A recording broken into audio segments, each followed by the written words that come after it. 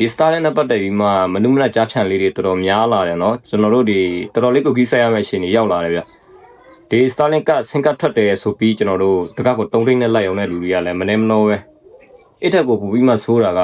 Starlink ကိုကြိုက်တဲ့နေရာမှာကြိုက်လို့တုံလို့ရတယ်ဆိုပြီးမှတစ်လောက်9000နဲ့လိုက်ရောက်နေတာဗျအဲ့လိုလူတွေကလည်းမနေမနှောပဲဗျတကယ် Starlink ကဆင်ကတ်လည်းမရှိဘူးဗျကျွန်တော်တို့ခဏတုန်းကပြောတဲ့ဒီကကြိုက်တဲ့နေရာမှာတုံလို့ရတယ်ဆိုတော့အတိုင်းတာကဒါနောက်အနာဂတ်မှာတော့ကျွန်တော်တို့ဖြစ်ရင်လည်းဖြစ်လာနိုင်တယ်ဗျာဒါမှလည်းဒီဒါလူစဲဆို program ကြီးအခုမှစမ်းလုံးရှိသေးတယ်ဗျကျွန်တော်တို့ US လိုနိုင်ငံမျိုးတွေမှာပဲ